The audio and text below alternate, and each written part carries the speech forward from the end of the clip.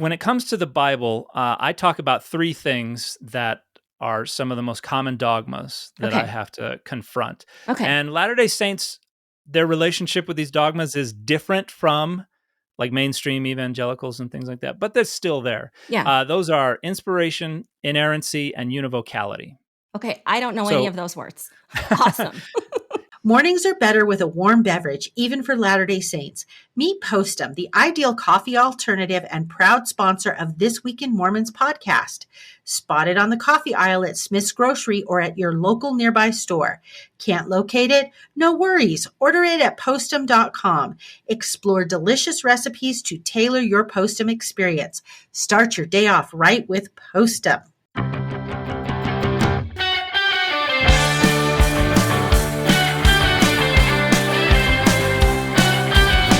Hi, welcome everybody to This Week in Mormons with the Twim siblings. Today, we are interviewing Dan McClellan. Yes, And Matt. I'm so excited.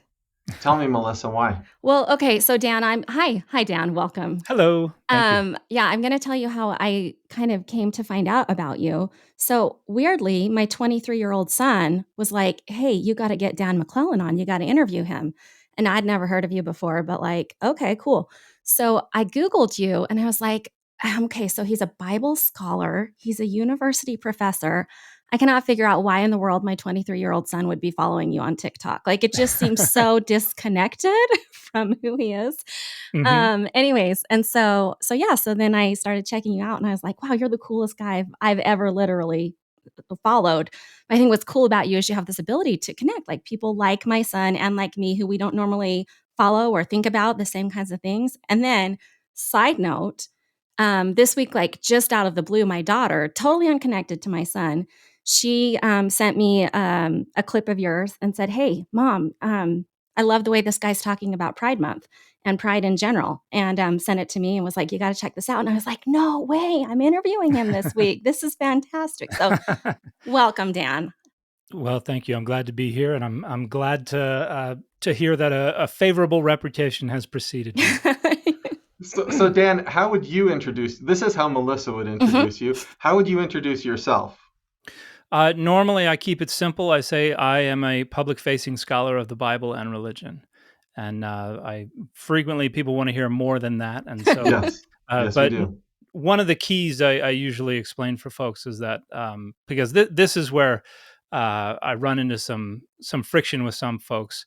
On social media, my two goals are to increase public access to the academic study of the Bible and religion and combat the spread of misinformation about the same. And my own personal faith plays no role in that. Yeah. So that's, I tell people, because I get questions dozens and dozens of times every single day about reconciling faith and scholarship. Say you're on your own for that. That's not what I'm here to do. I just stick to the data and the scholarship, and we'll have a great time. And some people appreciate that. Some people not so much. Yeah. So Dan, if it's okay, first we want to get to know who you are, and then I'm a scholar myself. I'm super fascinated in the question of why in the world you're doing this, and so we'll kind of use this as like a broad, maybe kind of like outline for the discussion. So I saw. I'm not super into social media, and so I don't see a lot of this stuff. But Melissa sent me a link where you kind of introduce yourself. You mentioned that you're an adult convert to the church. Tell us about that. I joined the church in September of 2020, and I was 20 years old, and it was it was an unusual process. I was not raised with much religion. I think I would have described myself as agnostic at the time, but as I got older, I just started wondering more and more about the world around me and my place in it, and read a lot of different literature and philosophies and things like that to see if anything really resonated with me. But nothing really did.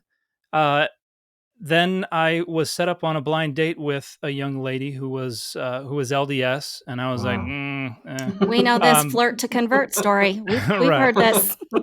But she was a wonderful person. I liked the person I was when she was around, and she ended up moving away, and I wanted that sense of feeling like there was some kind of direction or something in my life.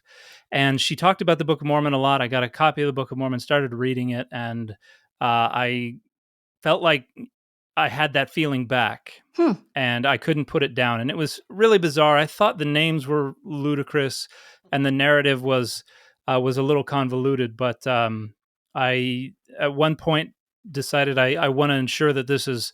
That this feeling stays with me. And I had read a part in Mosiah about baptism. And so I called up my friend and was like, hey, what does somebody have to do if they want to become Mormon? And she was like, wow, you want to be a Mormon? I was like, no, just wondering. Just Um, wondering. and she was like, well, they have to talk to the missionaries, take discussions, and all that kind of stuff. And so without her knowing, I went and showed up at the chapel one Sunday in jeans and a t-shirt. And I knew I was supposed to look for the kids with the name tags on. So this was in Plano, Texas, Okay. uh, the Plano Ninth Ward, which meets in the shadow of what we called the Baptidome, which was Prestonwood Baptist Church. And I saw the two kids with the name tags. I went up. I said, "Hey, I'm Dan. Uh, what do I have to do to get baptized?" And they just had the deer in the headlights kind of look for a minute, but they said, "Well, you got to read the Book of Mormon." And I said, I already did that. What else?" They said, "Well, you need to take a series of discussions." And I was like, "Can we take care of that today? Because I wait tables for a living. I work 6 days a week. Don't have a lot of time." They were like, well, "Let's do one today." And so we did the first discussion in the YSA. Was it young single adult? No, I think it was just the young adult Sunday school class. Okay. There are all kinds of different groups and classes back in the day, but and the missionaries suggested I continue to read the Book of Mormon, asked me to pray about things, and at this point I was already committed. I had done my contemplating and praying about this, but and so let's see, uh, that was August of 2000. I think 13 days later I was baptized. Wow. And yeah, uh, an interesting transition for me. There were a lot of things I wasn't expecting to change that changed as a result of that. And 12 months later, I sent in my mission papers and then left as a full time proselytizing missionary to Uruguay. So Wow. That yeah, is okay. Now you've opened so many doors, and I have a lot of questions. But wait, so you did end up marrying this person, though? no, Oh, this person ended oh. up marrying someone else. R- let's see. I heard she was engaged shortly after I got baptized. I heard she was pregnant when I was in the MTC. Uh-huh. And then she actually was killed in a car accident Oh, in the middle of my mission. So we remained friends for a little bit. And yeah, but her life was tragically cut short, but not until after she gave birth to a wonderful little baby. And wow. that was always one of the things that she wanted more than anything else to accomplish in her life. So Wow. it's, yeah, a lot of people assume that that's what happened, but no, like when she moved Glad I away, asked. like I saw her one more time, I think, in person. Huh. But I, yeah, I pivoted and was just committed um, to everything else. So Okay, So, so as a Bible scholar, had you ever investigated or heard much about the Mormon church beforehand? And also, I'm going to throw out two questions and then let you roll. Had you had much church experience in general? no, when I was a Cub Scout and then a Boy Scout on the East Coast, and had made a good friend who was in a troop that was part of a ward, and so I actually joined that troop, and so I was the only non-Mormon kid in that troop. But they didn't really, apart from meeting in a ward building, they didn't talk about anything related to church. So I didn't hear about it, but I had friends who were Latter Day Saints. But no, I didn't really hear much about it. So most of what I was learning was new to me. And then so were had you you a Were you a church going person? Like, were your parents religious? So, Nope. mm-hmm. Yeah. Wow. I think the first time I cracked open a Bible, I think I was 12 years old, and my mom had a role in a community like nativity production or something like that, and I was waiting for her in the church and found a Bible in a on the back of a pew and cracked it open and started reading it. Hmm. And then as soon as she showed up, I went slap, put it down, and didn't touch a Bible again for almost a decade after that. So So was there something the church was giving? So as I'm understanding this, you go from not having church attendance, callings, all that stuff is not a part of your life.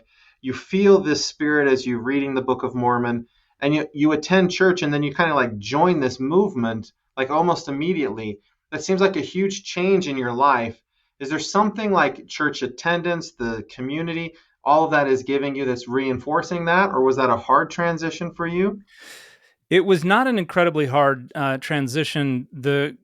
I felt immediately, I felt support from the community that was around me. That was one of the things that still sticks out to me. And yeah, the ward that I was baptized into was incredibly supportive. Had some wonderful people in there. People who are still really good friends of mine, and people I can go if I find myself in Texas. I can call them up, and they're like, "Come have dinner with us." So, like wonderful people, and I think that was probably a good one of the contributing factors to me staying committed and staying embedded in that community was the fact that they were concerned for my well-being genuinely and concerned for ensuring that I felt like I belonged in that community. Though, 6 months earlier, if I just happened to cross them, I wouldn't have. I don't think I would have belonged quite as well. But not to say that they would have treated me as an outsider, but I wouldn't have felt comfortable in Makes there. sense. Yeah. Okay. Now, I think one way for us to get to know you a little bit better too is if we do a fit check. Oh, what is that? What is a fit check? Okay. So this is the Death of Superman emblem from way back in the early '90s when they had the Death of Superman story arc. Okay, and you always start your social media posts with a fit check, and I think if you explain that to us, it does help us to get to know you better. So why do you do that? Oh, well, yeah, I'm growing up, I always wanted to be a comic book artist. I still draw from time to time. Comic books were a big part of my childhood and my young adulthood, and I try to make them to the degree I can a part of my own children's upbringing. But so I like graphic tees. I like to be dressed very relaxed. I have sweatpants on or shorts at all possible moments. And so when I started on social media, I'd be wearing graphic tees, and I would get a lot of questions. What's your shirt today? What are you wearing? What does that say? Who's that? And so after like a year or so, I just decided to show everybody what I'm wearing in that video, just to cut off any questions, concerns, or comments. And it's become I don't know. I think my audience finds it pretty endearing, Yeah. and I've made it kind of a part of my uniform, so to speak. And yeah, now when I'm out and about, I get recognized fairly regularly, and I always want to make sure that if I do get recognized, that I'm wearing something entertaining, not something boring. So this is interesting for me getting to know you for the first time, Dan, because you seem to me like such a serious person. Like there's Yes. an intensity behind like and part of that is that you're a scholar, but part of that is just like I think you feel like you're talking about important things. So then this trying to wrap my head around like comic book super fan with super Hmm. super serious, like how does this fit together in your world? I think people would be surprised how many different kinds of interests that people who are scholars have. I have friends who are biblical scholars who are competitive weightlifters, and others who are also professional musicians or who are in tech and make equipment for very, very famous professional musicians, or who are athletes, or there are just an incredibly wide range of interests for people who are scholars, and I think part of it has to do with we like to blow off steam. We can't be stuck with our heads in books all the time, and without every now and then getting out there and enjoying some other part of life. So Yeah. uh, I think of myself as just a kind of an oversized kid in a lot of ways. So the scholarship is something that entertains me, but it's not the only thing that entertains me. And I do come across as pretty serious on my channel, and that started off, I think, just because of discomfort. Like, I'm the last one who wants to see myself in a camera, and so when I first started making the videos, I wasn't trying to perform. I was just trying to keep an even keel and just present the data. And that quickly became kind of a branding thing.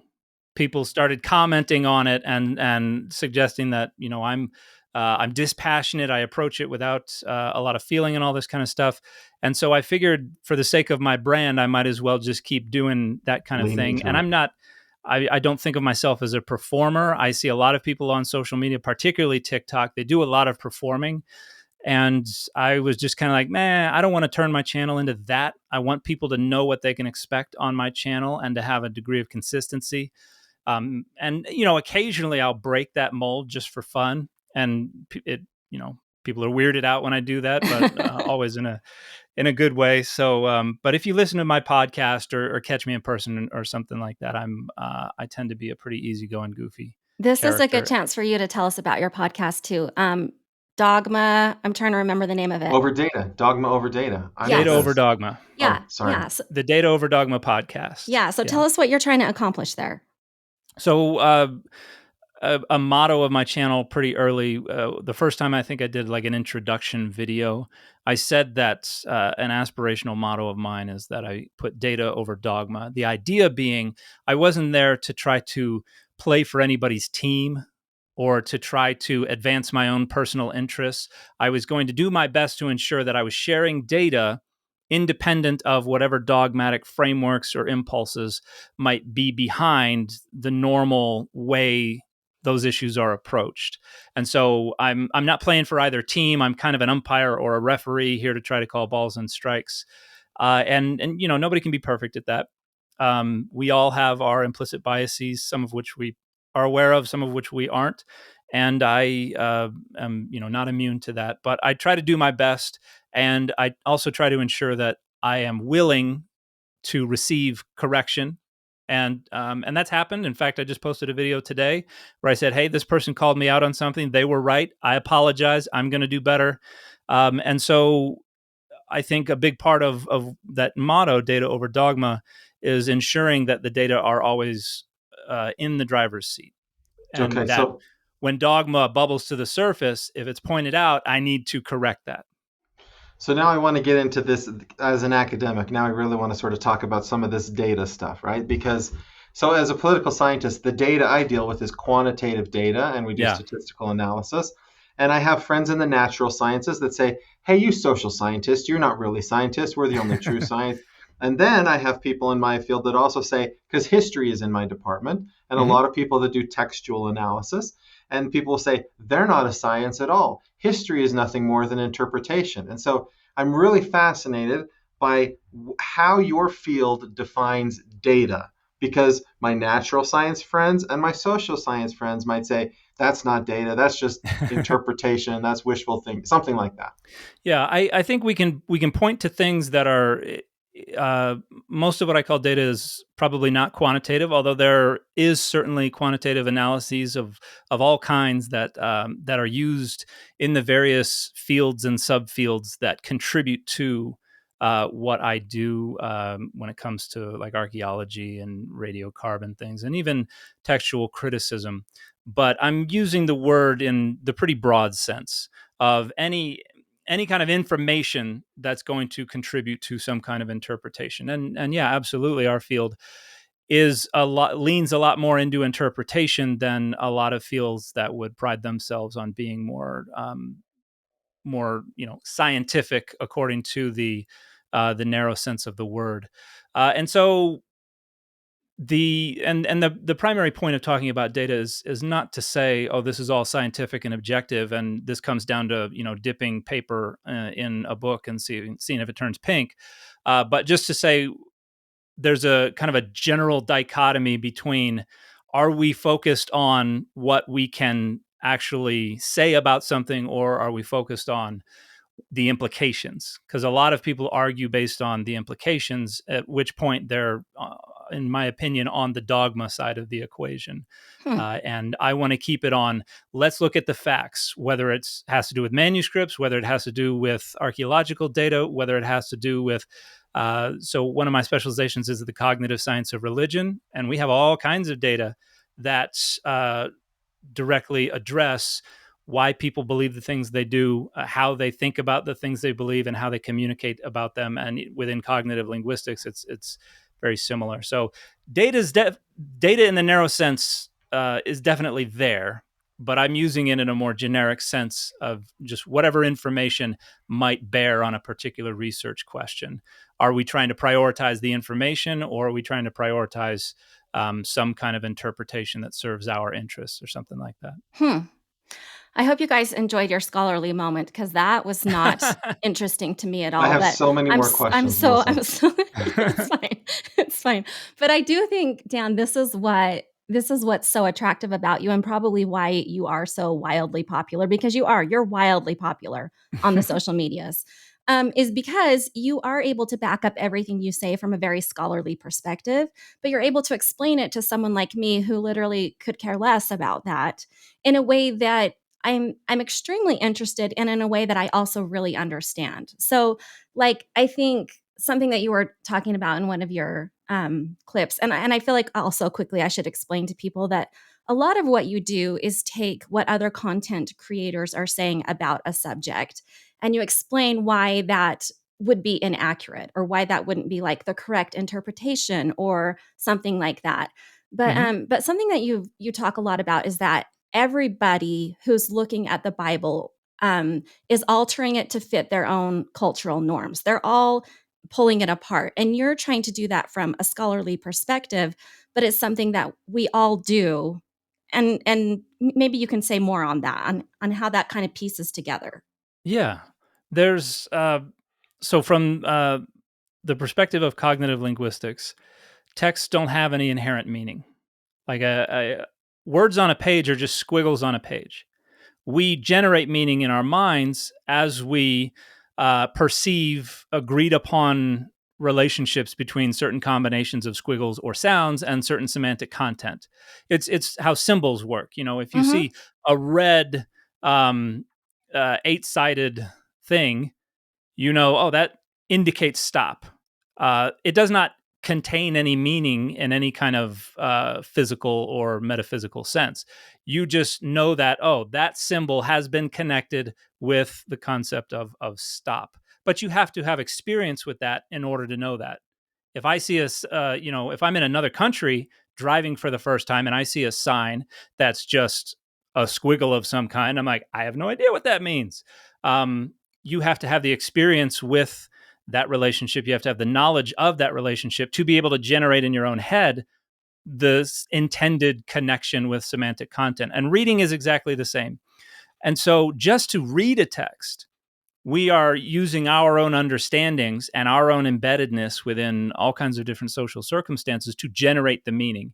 And that process has two steps. First, subconsciously, our minds generate all potential meaning, everything it could possibly mean. And then almost instantaneously, we use our cues and the context and everything around us to whittle it down to what we think is most likely intended. And in that process, we're going by our own experiences and our own social circumstances. And so just reading the Bible means we are translating it into something that is familiar to us. Now, because there are all kinds of different interpretive options in so many different parts of the Bible, we have choices. And if we think of the Bible as a very important text, authoritative, inspired, divine, then the choices that we make are frequently going to be subconsciously nudged in the direction of interpretations that make it more meaningful and useful to us. So, just by virtue of being humans and having human minds, reading the Bible as an inspired or an authoritative text means we're adopting it to our own perspectives.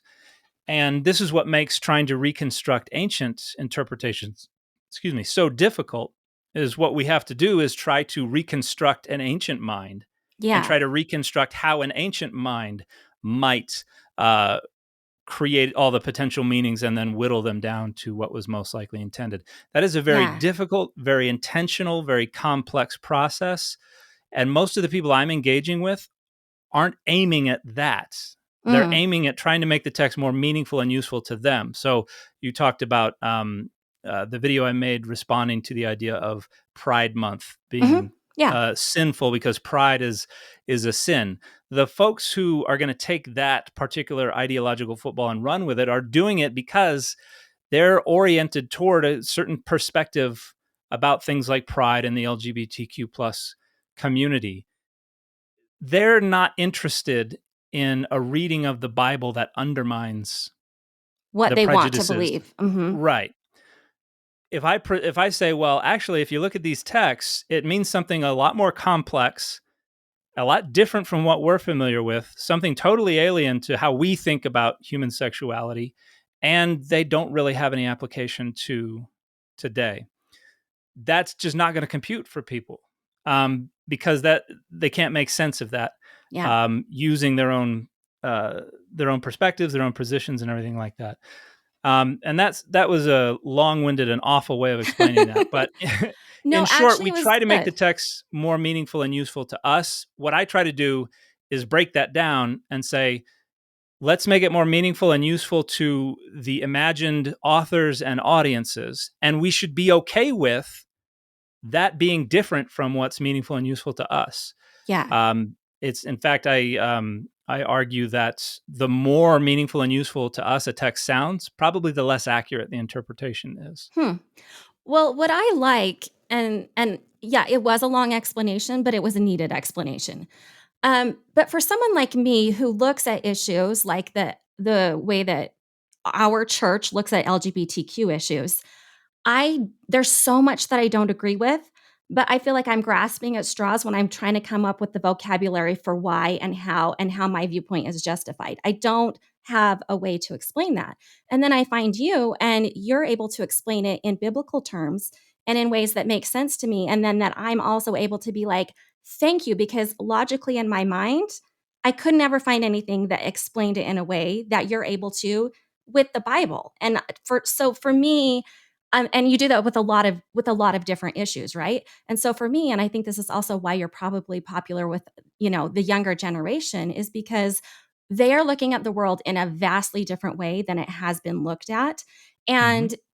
and right now they feel in contradiction with our church for having those beliefs.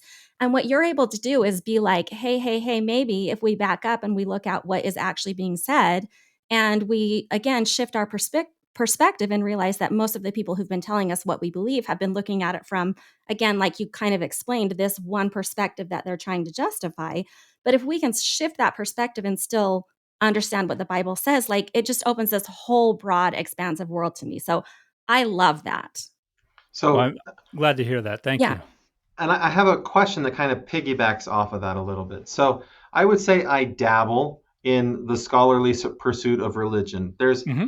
There's a book that I recently got published by Oxford University Press that goes through the whole Bible, and it has a whole bunch of commentary and like scholar. I can't remember the name of the book, It's boring. I've never read it. It's fine. but I'm honestly only through Genesis chapter 4 of this book. But it's the Okay. first time in my life that I realized that there's more than one creation account in the book of Genesis. Like, Yeah. so to me, so these are sort of the things that I struggle with sometimes because it's like I read the Bible, I read the Joseph Smith translation of the Bible, modern day prophets quote from the Bible, the Book of Mormon quotes from the Bible, and not all of those things point you in exactly the same direction. The Yeah. and I can even go to Isaiah, the intended audience of Isaiah's original writings, with how it's reinterpreted later on.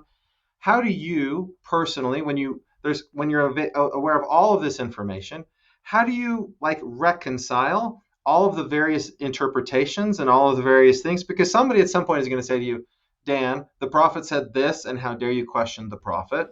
Like, how do you reconcile that kind of stuff? Well, that's one of the things that I get asked an awful lot that I usually have Oh, to turn down and say I'm that's a part of my own faith journey that I keep compartmentalized hmm, from my public persona. Yeah. Although I maybe persona is the wrong word, but that's fine. um, however, I will say that there are an awful lot of people who have been very successful doing that. As scholars of the Bible, be they Jewish, evangelical, Catholic, Latter day Saint, whatever. That's just something that a lot of the more thoughtful and the more analytically oriented folks have to grapple with. And there are a lot of different approaches that people can come up with. But what I generally acknowledge is that there's an awful lot that goes on that is a question of structuring and maintaining power and values and boundaries. And a lot of the administrative stuff that we see going on with the churches is addressing that. And I think that most of the leadership of the church is a little loath to try to shackle any given passage to a specific interpretation. In my experience, there has been a desire to try to allow for more flexible, more dynamic approaches to the text. And I'm happy to see that because yeah, it means I have a lot more room to play with myself. Yeah, But yeah. Well, and yeah, they don't that's always agree with each other on the interpretation, you know? So, yeah, yeah. In my opinion, this is a recent development that I think is great because there are a lot of public scholars who are addressing various questions from their own perspective, and there's not the kind of dogmatic like pushing back that I saw in maybe the 1980s and 1970s. So I do agree with you. I think that there's something there of an openness. Let me let me see if I can get you to answer this question. So I have a friend who's a religious studies scholar. He studies Buddhism, and he and I frequently have conversations about religious education. There is mhm, the secular approach to studying religion, which he deeply values, and I imagine you do too. And then there's the BYU, BYU Idaho religious education departments that have a very different approach. yes. Is there a value in studying religion not as a seminary student or an institute student would study religion at one of the BYUs, but in a serious academic approach to religion? And if so, like how could members of the church incorporate that more into the way that they approach the gospel? I know that there have been plenty of people who have found value and in approaching the study of religion from a critical perspective, and many of them maintain it. In fact, one of the more prominent scholars within the field of the cognitive science of religion, Justin Barrett, is a practicing Catholic and has even written books on wedding the cognitive science of religion with theology and trying to use that to advance and make more robust and deeper the study of the Bible and the Catholic experience. And so there are there are folks who are comfortable with it. I think that one of the factors is how conditioned folks are to what we like to call the seminary answers. Mm-hmm. I was not conditioned to think about the world in a lot of ways that a lot of folks who are raised within the church are conditioned to think about the world. And there tend to be pretty sharp lines and binaries generated in that way of raising children. There's clear right and clear wrong. This happened, this didn't happen. This is good, this is bad. Um, the firmer those lines, the easier they are to see, and the easier it is to keep people away from them. Hmm. Uh, but there are also consequences to that. The firmer those lines, the more problematic it is to cross them, and the more difficult it is to feel valued and valuable after you have crossed them. And so sometimes I think that trying to instill children with the simplified Sunday school or primary answers instills them with this kind of dichotomous view of the world as just nothing but questions of black and white. I wasn't raised with any of that. I came into the church as an analytically thinking person. And so immediately was like, oh, I can see what this is doing. That's not for me, but I can see why it's a part of this. I can see what this is doing over here. I can understand that. And so I don't think I was faced with a lot of the existential crises that some people run into when they start looking at religion from a critical point of view. So I think there's probably there are folks who enter the critical study of religion from a perspective of faith who are probably better primed for it if they don't have these very dichotomous positions. In fact, my doctoral dissertation, one of the main things I was trying to do was show that when we apply some of these cognitive sciences to the questions that have been popular within biblical studies, we find that we have generated very strict binaries of our own within the academy as a way of facilitating clear and easy answers, but they end up misleading and distorting and causing and making it more difficult to advance the discussion. And so I think the same kind of thing can happen within religion. And I think one of the main reasons that it does happen within religion is because maintaining strict boundaries and binaries makes it easier to stay in control and to reify and enforce boundaries, know who's in and who's out. And so that serves institutional interests. So as long as there's an institution that has interests, those things are going to be there. And those things are among the things that make it difficult for people to bring their religious beliefs and a critical study of religion together. What are the main topics that we get wrong? Like, you don't have to explain specifically why, but like, what are the big topics that we get wrong? When it comes to the Bible, I talk about three things that are some of the most common dogmas that I have to confront. And Latter-day Saints, their relationship with these dogmas is different from like mainstream evangelicals and things like that, but they're still there. Those are inspiration, inerrancy, and univocality. Okay, I don't know any of those words. Awesome. Inspiration is the idea that the authors were guided by God in their articulation of what's in the scriptures. Okay, because you've said something like, well, okay, I think you said that like absolutely none of the Bible was actually written for us today. Yeah, I did say that. You mean by that you mean that the authors, as they're writing the Bible, are not thinking about us? Correct. They're writing with this particular rhetorical goal in mind, and that rhetorical goal is something related to the very social circumstances that they were in when they wrote. Because when you look at text today, nobody is writing something. It's like, this means absolutely nothing to me or to any of you, but in 700 years, it's going to mean something to somebody. Like that's nonsensical. That does not become an important text. And so when they were. But now I'm going to take that as a challenge. I'm going to try and do that. Go ahead and finish. Good luck getting on the bestseller list doing that. And so the idea of inspiration is the idea that every word comes from a single specific source, and which leads to the idea of inerrancy, which is that there are no errors in it. Now, and there's a whole spectrum of ways people conceptualize inerrancy. For some people, it is there are no errors in matters related to salvation. For other people, it's there are no errors of any kind, logical, historical, whatever. Everything is true in every last sense. And that kind of flows downstream from the idea of inspiration, and that leads then to univocality, which is the idea that every single syllable of the Bible speaks from a single unified, consistent perspective and with one single unified and consistent voice. In other words, it all agrees with itself. No two passages can disagree because it all comes from the same single source.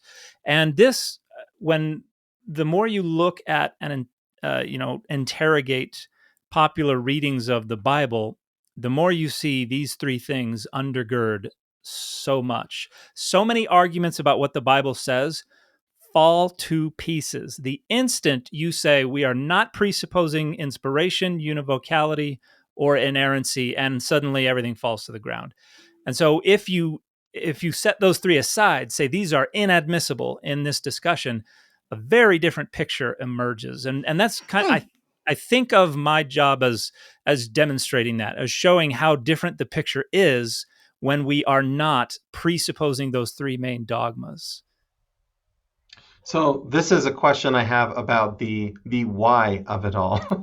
Because as a political scientist, I can go on TikTok and I can see people talking about politics and I can be like, you people are morons, like you don't even know what you're talking about. And I can say, like, from an academic perspective, I want to correct that, but I know that the second I do that, I'm going to get a lot of people that hate me. I'm going to get a lot of people that love me if I happen to say something they agree with, but they could turn on me as soon as I don't agree with that crowd. And then I'm going to get, I don't know what, 1% that are going to be like, that is so cool. Thank you so much for doing that. I imagine it's the same for you a little bit, which makes me wonder, why would you do this?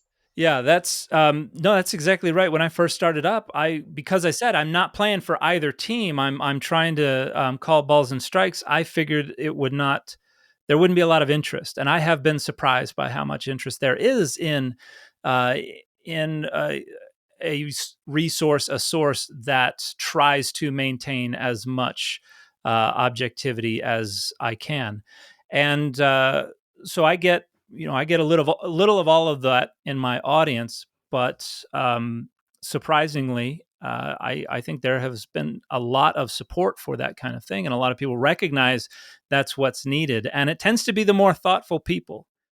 So I am pleasantly surprised by how big an audience is in that area. But at the same time, these are wonderful people, very thoughtful people, very kind people, very generous people. So it feels like I won the lottery in a lot of ways, because I started off to do something that I had not seen done before, and this was just a way to chew up time during the pandemic in a lot of ways. And I'd been doing this before. I've been responding to misinformation about the Bible and religion on blogs and message boards and things like that for almost 20 years. And so this was the first time that I stumbled on a platform where there was a significant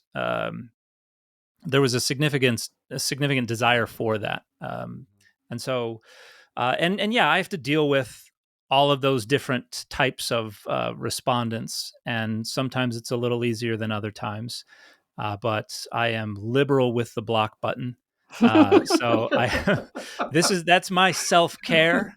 Love hitting the block button, but yeah, I have been pleasantly surprised by how many people out there are happy to see someone who's not taking sides, or at least trying not to take sides. Yeah. And I've also said, a lot of people say you're just as dogmatic in a lot of ways, and I'll say, look, the one dogma I will admit to openly and I will embrace is that when all other things are equal, and that's an important caveat, when all other things are equal, I will give the benefit of the doubt to the less powerful group. And just that in and of itself infuriates a lot of people who don't think that power dynamics exist. They're gonna call you a Marxist. Oh well, yeah, I get called a Marxist all day, every day, anyway. Yeah. And so, a lot of people build their channels around anti-Marxism, anti-postmodernism. Like there's one of the content creators I responded to last week is frames themselves as postmodern. It's basically just modernism redux. We're going to do modernism all over again, but make it sound like it's more legitimate this time. So yeah, there's all of that, but the folks who appreciate it out there are phenomenal people and make it all worthwhile. And I get messages every day from people who tell me that this has helped them heal from religious trauma, that this has helped them feel good about staying within a religious tradition, or feel good about leaving a religious tradition, or it has helped them repair relationships with family or friends. I get messages from all across the spectrum of belief and non-belief. Yeah. So I think I'm still somewhere in a sweet spot where what I'm doing is valuable to people from all across the spectrum, and that I couldn't ask for a better outcome. And so I'm very pleased with how it's going, and I hope I am able to maintain my grounding and my goals, and not let things get to my head. because when I'm out in public and people are like, "Oh, it's you," that can be a little destabilizing for someone who's trying to trying to toe this very careful line.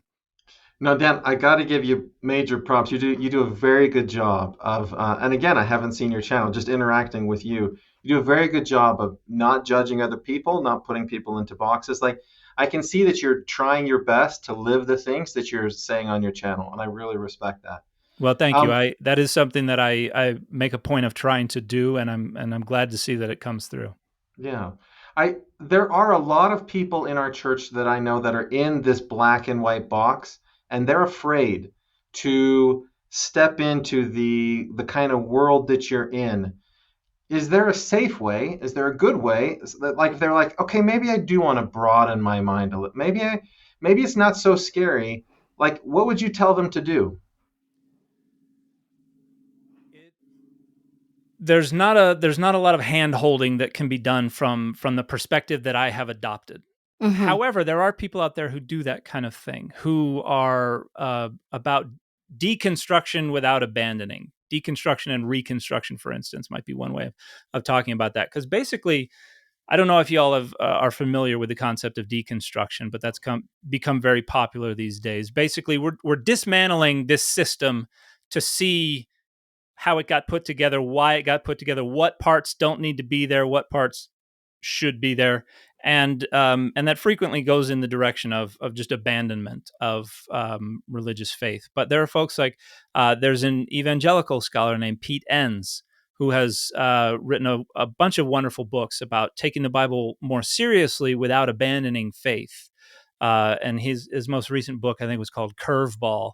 What to do when God throws you a curveball or something like that. Your faith gets thrown a curveball. I don't remember exactly what the subtitle is, but and he writes about taking the Bible seriously, considering critical scholarship without being dismissive of faith. There's another scholar, Carla Kamstra, who's got a book coming out called Deconstructing, and she goes by Rev Carla on TikTok and other social media outlets. And so she does the same thing. She's kind of a deconstructing counselor. She tries to help people through this process of deconstructing, but then reconstructing a more stable, a more robust faith. But I think if there was any prep work I could offer for someone who wants to do that but is scared of the outcomes, I would say it's examining some of those dichotomous kind of binary assumptions about the world. Those are the things that are going to be the most rickety foundation when you get into critical study of the Bible and religion. But if you can start with kind of having a more critical view of some of those questions, I think you'll be more successful in the long run. And just real quick, Dan, because many of our listeners don't understand critical theory, and it's often conflated with critical race theory and all these other things that feel Yeah. Marxist and crazy and scary. When you say critical looking at the Bible, what do you mean by that? Um, I mean, it's obviously related to critical theory, but the idea is that we're all coming at these things from our own positions. We all have a positionality. Nobody can achieve absolute objectivity. We are all perceiving the world through a set of lenses that have been given to us by our individual experiences. And so the idea of being able to avoid any and all influence from that is, that's just not a reality. But a critical approach is one that does its best to try to free those perspectives from the influences of that might push it in one direction or another. And there are a lot of different takes on critical. Again, I'm using it in more of a broader rather than a more narrow sense, but I think normally when people ask that question, I say it means I prioritize the data over the dogma and make an effort to try to identify and weed out any perspectives, approaches, conclusions that might be more influenced by dogma. Yeah. But could a member of the church approach the Bible from a critical perspective and be guided by the Holy Ghost as they do that? That's a bit more of a theological question than I usually take, but I think I have seen people do it. or at least I have seen people go through that process and feel like they are being spiritually guided. Yeah. I love this, Dan, because you dodge my questions more than any of our other guests. What I wanted to say is just that I don't think people need to be afraid to follow you. Like, I really think that there's no harm in having more information. There's never harm in looking at a way that somebody else approaches the world.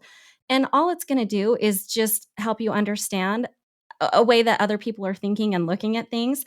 And I don't think anybody needs to be afraid of that. So while I appreciate your and Matt's careful approach and wanting to protect people's testimonies and everything like that, like, I don't think that's what your channel is going to do is hurt anybody in that way. So I just wanted to be clear about that. Well, I appreciate that. And there are similar everybody who I get negative comments from Latter-day Saints who think what I do is hurtful, but there are features of every single one of those profiles that are shared in common. Overwhelmingly, there are more political things associated with dislike of my channel than there are spiritual or academic things associated with it. So, And honestly, those things go together for so many people. I find the same thing in my world of political science. Like, if I attack some historical document, somehow I'm questioning faith in an unintended way. Like, for a lot of people, those things just are so tightly connected that it can be very helpful to deconstruct that, right? And say, why do I put all of these things together that are maybe not necessarily connected to each other? yeah, I think that's very common. I would agree that, and even within the critical study of religion, I think the consensus view right now is that there was no real distinction between the secular and the sacred until probably around the time of the Renaissance and the Reformation and the Enlightenment. We created that distinction, and so the fact that there's kind of this gravitational pull that these two things want to be together is just a product of their origin in the same kind of sociocultural dimensions. And so, yeah, it is natural, but that's another place where a more critical view, understanding one's embeddedness within structures of power and things like that, can help deconstruct, well, I'm feeling this way because I was raised this way, I work this way, I make money this way, I have my values are embedded in this group over here, because all of that is entangled. And so, yeah, but uh, these days it feels like people are feel more threatened by criticism of political ideologies than criticism of religious ideologies in some ways, because the two are becoming so entangled. I'm going to ask you another. This is probably my last academic question because Melissa's just going to kill me. But Yeah, I totally am.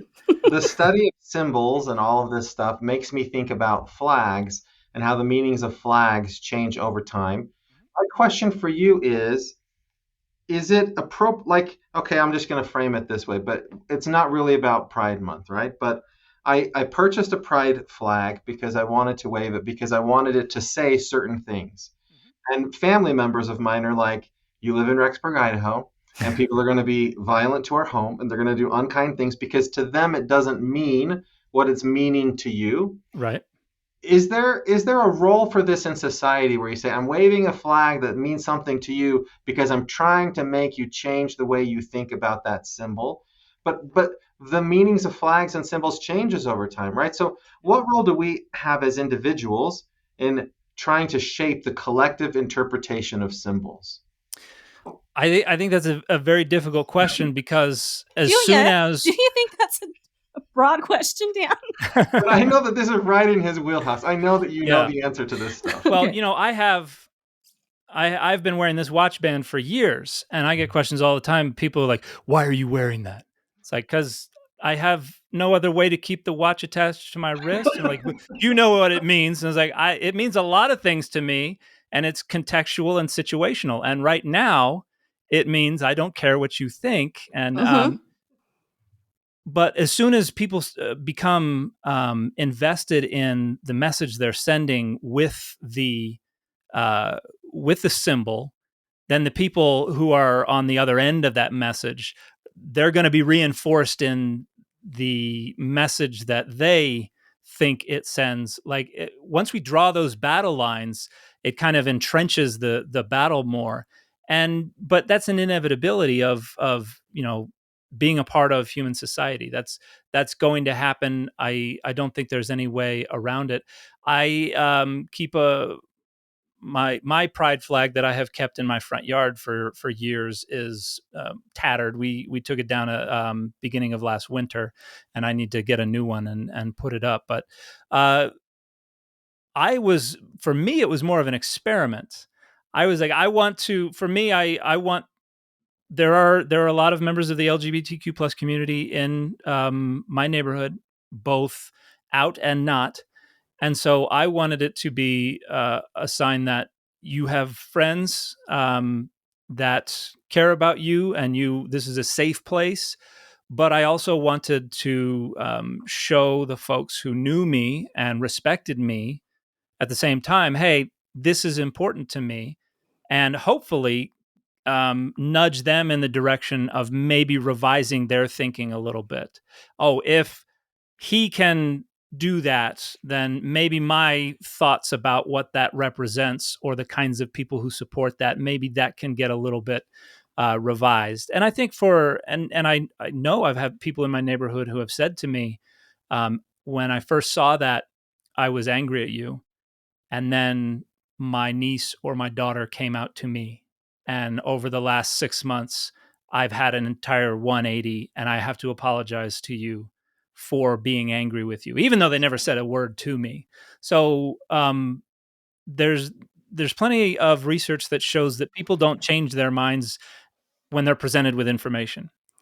I think the two ways to get people to drop their defenses so that they can have their minds changed by data is, one, they need to have a close personal relationship with someone, or two, they need to have some kind of not necessarily intense, but they need to have experiences with the issue that teach them. And if I can, by doing that, if I can kind of nudge them in the people who have a close relationship with me in the direction of thinking a little more critically, then I think that has done its job. But yeah, I think we use symbols in multivalent ways. Now, I don't think it can always or even ever just be reduced to a single message. But yeah, we can talk about this for weeks. That's a very broad, complex question. Yeah, Melissa wasn't happy about that question. Well, no, I'm happy to talk about it, but yeah, it was a big open-ended question, Maddie. Yeah, it was. I know, but I knew Dan was well equipped to answer this question. Like, this is what you study, right? Yeah. How symbols, yeah. Yeah. Melissa, do you have any other questions? No, but Dan, it's been so great. We will let our listeners know how to follow you in the show notes. Awesome. Yeah.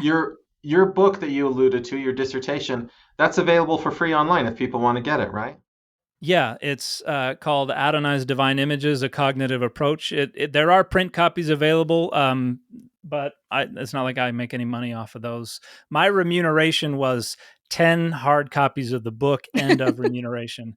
But it is open access, so you can Google it and you can find the PDF freely available online. And then I actually just a couple weeks ago turned in the manuscript for a forthcoming trade book that will be called The Bible Says So.